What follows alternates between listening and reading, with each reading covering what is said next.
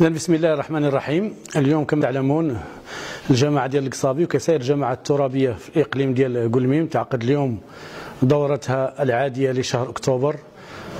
والجماعة ديال القصابي بطبيعة الحال عرفت اليوم السادة الأعضاء عملوا على مناقشة جدول أعمال غني وغني جدا. في مقدمته بطبيعة الحال كان المشروع ديال الميزانية ديال 2024.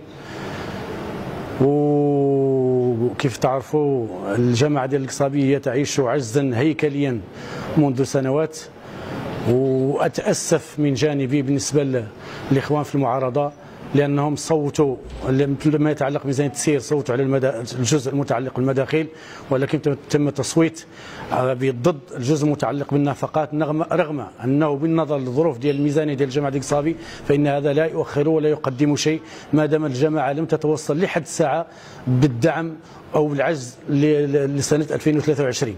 إذا بعد التصويت على النقطة الأولى المتعلقة بالميزانية بطبيعة الحال انتقل المجلس للمصادقة على مجموعة الاتفاقيات سواء مع القطاعات الحكومية لا سيما مع المنسقية الجهوية للتعاون الوطني. كاين كذلك اتفاقية ديال القرب ديال الملاعب ديال القرب مع الجهة، ثم كذلك هناك اتفاقية أخرى تتعلق بإطلاق بعض الأسماء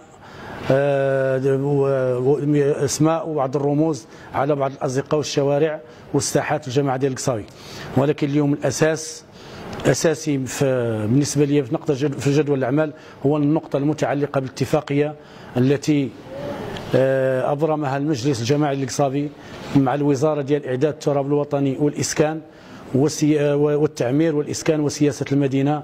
اتفاقية من هذا المنبر لا يسعنا إلا أن نتوجه للسيد الرئيس بالشكر الجزيل على تحمله عباء التنقل من الجماعة وإلى إلى الرباط من أجل السهر على إعداد هذه الاتفاقية التي من خلالها تستفيد الجماعة من تهيئات وخلق فضاءات عمومية في مدخل الجماعة ديال القصابي بواحد المبلغ ديال القيمة ديالو اللي هو 3 مليون ديال الدرهم. إذا من هذا المنبر دعوة الجميع الإخوان أولا أشكرهم على النقاش البناء، وأشكرهم كذلك على الترافع لجميع الأعضاء داخل الدورة اليوم، ولكن أناشدهم من هذا المنبر أن يستحضر الجميع المصلحة العليا للساكنة والمصلحة العليا للجماعة ديال القصابي تاغوس، ولا سيما ما يتعلق بالاتفاقيات وبخدمات القرب.